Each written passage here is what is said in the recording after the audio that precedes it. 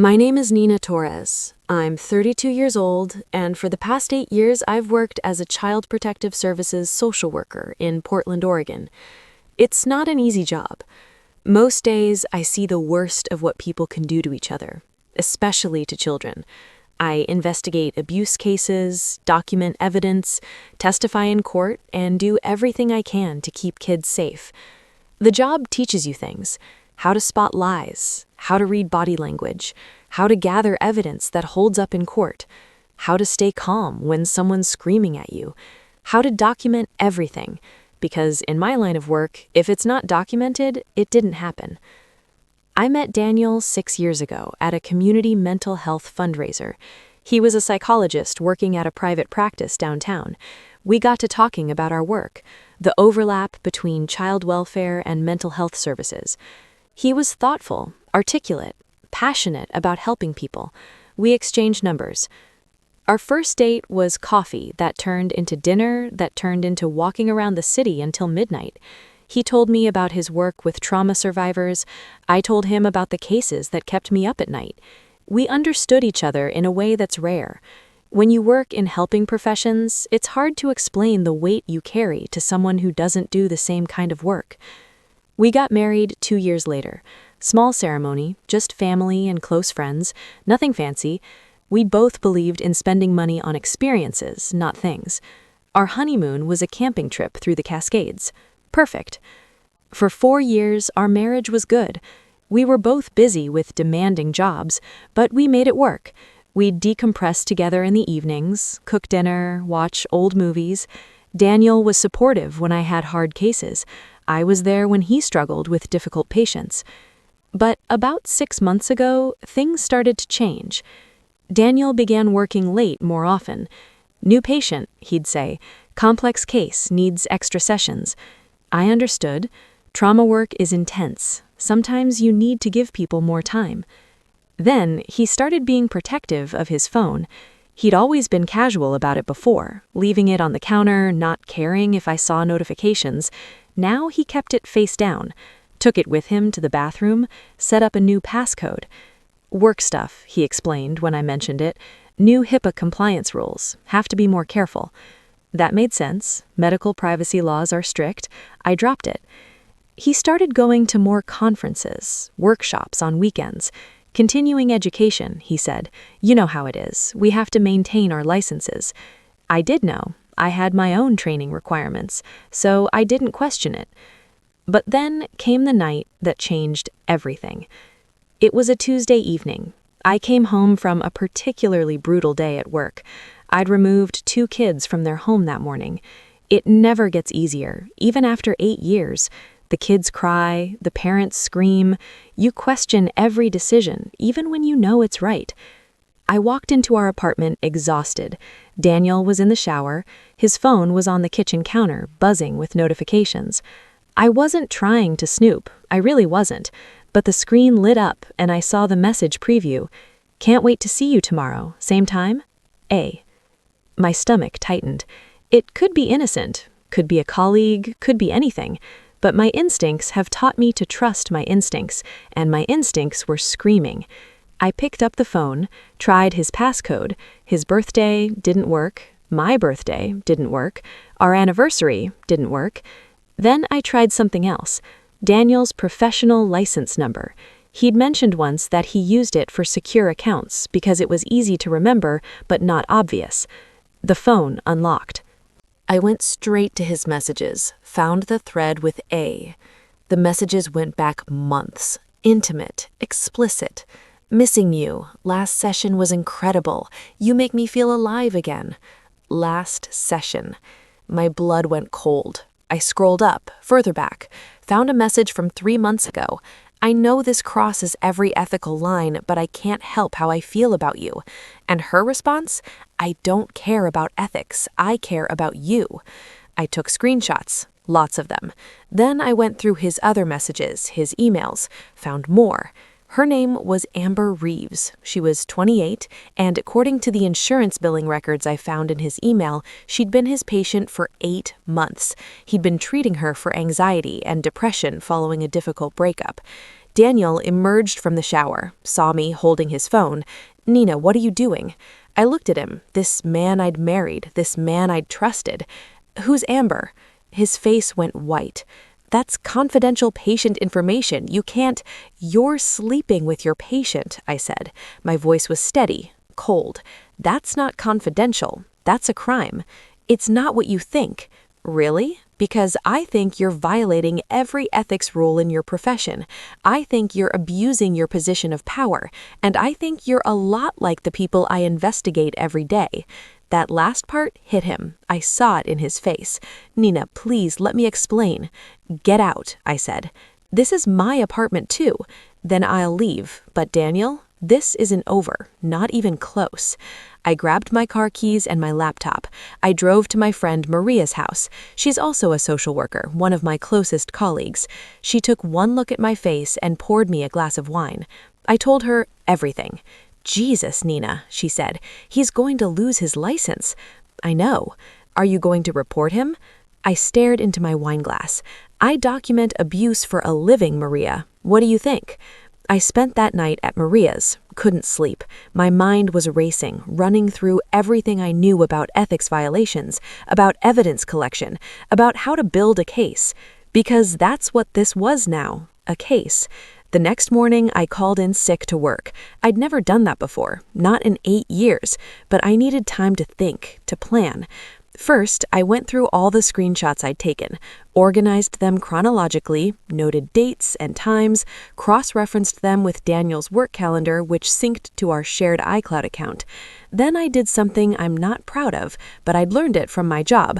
I created a timeline, just like I would for a child abuse case. August 15th. First therapy session with Amber, according to insurance records. September 3rd, messages become more personal. September 20th, first mention of feelings. October 12th, messages turn romantic. October 28th, first explicit content. November 8th, they meet outside of therapy sessions. The pattern was clear. Classic grooming behavior, actually. Start professional, gradually blur boundaries, normalize the inappropriate relationship. I knew Daniel's profession had strict ethical guidelines. Psychologists cannot have romantic or sexual relationships with current patients, period. And there's a 2-year waiting period even after therapy ends. What Daniel was doing wasn't just unethical. It could result in him losing his license, facing civil lawsuits, even criminal charges depending on the specifics. But I needed more than text messages. I needed proof that this was affecting his professional judgment, that he was putting Amber at risk. I went back to his emails, found his session notes. He kept them in a password-protected folder, but I knew the password. It was the same one he used for everything important. Reading those notes broke something in me. Not because of the affair, that hurt, but it was almost secondary now. What broke me was seeing how he documented his own ethical violations. In his professional notes, he'd written things like, "Patient showing increased dependency, may need to address transference issues. Patient expresses romantic feelings toward therapist, discussed boundaries. Patient upset when sessions end, requesting additional time."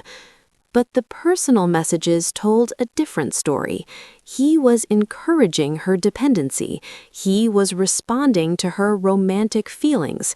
He was the one pushing for more time together. He was using clinical language to hide the fact that he was manipulating a vulnerable patient. That's when I stopped feeling hurt and started feeling rage. I spent 3 days building my case. I know that sounds cold, clinical, but that's what years of investigating abuse cases teaches you. You separate emotion from evidence. You document everything. You build an airtight case. I gathered text messages showing the relationship progression, session notes showing he was aware of and encouraged her attachment, insurance billing records showing he'd been charging for therapy sessions that were actually dates, credit card statements showing dinners, hotels, gifts, his own emails discussing how to keep the relationship hidden. I even checked the security camera footage from our apartment building. Daniel had brought Amber to our home twice while I was at work. That detail particularly destroyed me, but I added it to the file. On Friday afternoon, I sent Daniel a text. "We need to talk. I'll be home at 6. He was there when I arrived, looking haggard. "Nina, I'm so sorry. I ended it. I told Amber we can't see each other anymore." "When?"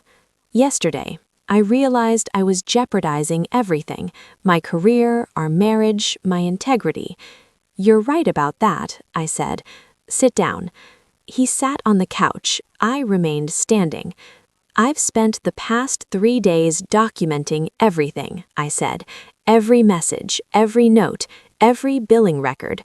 I have a complete timeline of your relationship with Amber Reeves, including evidence that you began a sexual relationship with a current patient, continued to bill insurance for therapy while you were dating her, and violated every ethical standard of your profession."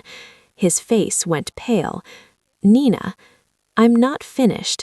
I also have evidence that you brought her to our home, that you used our joint credit card to pay for dates, and that your session notes show clear awareness that what you were doing was wrong, but you did it anyway. What are you going to do?" His voice was barely a whisper. "That depends on you," I said. "I want a divorce. I want the apartment, it's in both our names, but I want you to sign it over to me. I want you to pay the entire legal process, and I want you to admit in writing what you did. And if I don't?" I opened my laptop, showed him the file I'd compiled, 73 pages, organized by date, cross-referenced, documented. "Then I send this to the Oregon Board of Psychologist examiners. I also send it to Amber's health insurance company, since you committed insurance fraud. And I send it to every member of your practice, so they know what kind of therapist they're partnering with." That would destroy me. "Yes," I said, "it would. Just like you destroyed our marriage.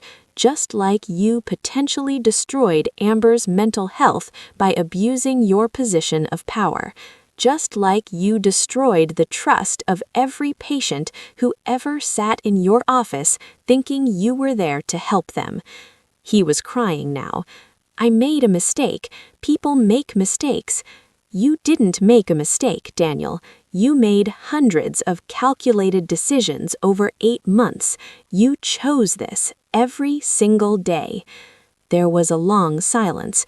"What exactly do you want me to sign?" he finally asked. I'd already drafted the document, had a colleague at work, a lawyer who handles our legal cases, review it to make sure it was enforceable.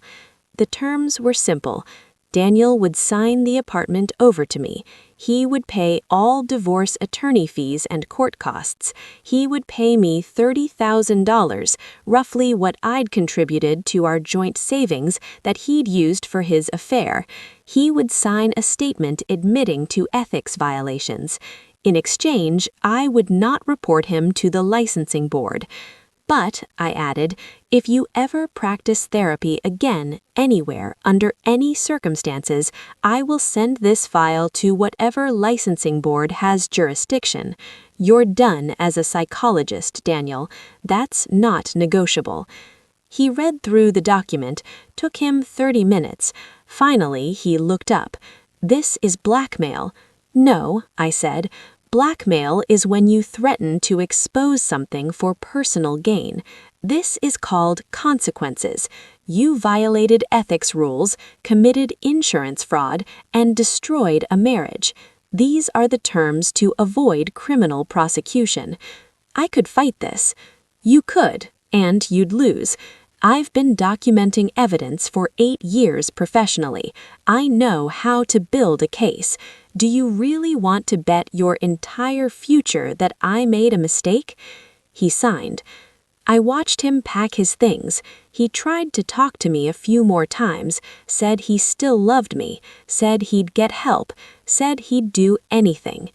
I didn't respond. There was nothing left to say. After he left, I sat in the apartment we'd shared for 4 years, our apartment. No, my apartment now. And I felt empty. Not relieved, not victorious, just empty.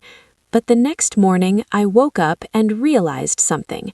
I'd protected myself using the exact skills I use every day to protect kids: documentation, evidence, clear boundaries, consequences for abusive behavior. Daniel had been in a position of power. He abused it, and he faced consequences. That's all I've ever tried to do in my job: hold people accountable when they harm the vulnerable. The divorce was finalized 3 months later. Daniel kept his promise. He paid everything, signed over the apartment, gave me the $30,000. He moved to Seattle. I heard through mutual acquaintances that he's working in pharmaceutical sales now, still helping people, he apparently says, just in a different way. I kept my promise, too. I didn't report him, but I kept the file, just in case. Amber reached out to me about a month after everything happened. She'd found my contact information somehow, wanted to apologize. We met for coffee. She looked young, vulnerable, exactly the kind of person who should have been able to trust her therapist. I didn't know he was married, she said. He told me he was divorced. Of course he did. Did he end therapy with you? I asked. Yeah, suddenly. Just said he couldn't see me as a patient or anything else. I felt so abandoned. That's because he is abandoning you, I said. What he did wasn't love, Amber. It was abuse. He was your therapist. You trusted him to help you, and he used that trust to manipulate you. She started crying. I feel so stupid. You're not stupid. You were vulnerable, and he exploited that. That's on him, not you. I gave her 3 good therapists, ones I knew personally, ones I trusted. It's going to take time to trust again, I said, but you deserve real help from someone who actually wants to help you, not use you. She thanked me. I never heard from her again, but I hope she's doing okay. As for me, I'm still doing the same job, still investigating abuse cases, still documenting evidence, still fighting for kids who can't fight for themselves. But now I also do something else. I volunteer once a month at a clinic that helps trauma survivors. I talk to people about what to look for in a good therapist, about boundaries, about red flags, about the fact that if your therapist makes you feel uncomfortable, makes you feel special in a way that seems off, crosses professional boundaries, that's not okay. That's abuse. Some people ask me if I'm bitter, if what happened with Daniel changed how I see people. The truth is, it didn't. I already knew people could be selfish, could abuse power, could hurt the people they trust. I see it every day at work. What Daniel did wasn't shocking because it was evil. It was shocking because it was ordinary. He wasn't a monster. He was just a man who chose his own desires over someone else's well-being, over multiple people's well-being. And that's the thing I wish more people understood. Abuse isn't always dramatic. It's not always violent. Sometimes it's just someone in power making a choice to prioritize themselves, again and again, until the damage is done. My job taught me how to recognize that, how to document it, how to hold people accountable. And when I needed those skills for myself, I knew exactly what to do. 6 months later, I'm doing fine. The apartment feels like mine now. I've redecorated, changed things, made it a space that's just for me. I'm not dating yet, not ready, but I'm not ruling it out forever. I still believe good people exist. I see them every day: social workers, advocates, foster parents, people who show up for kids who have nothing. I'll find someone eventually, someone who understands that trust isn't something you demand, it's something you earn, every single day. And if I ever doubt someone again, If I ever feel that instinct that something's wrong, I'll trust it. Because my instincts were right about Daniel. They were trying to tell me for months.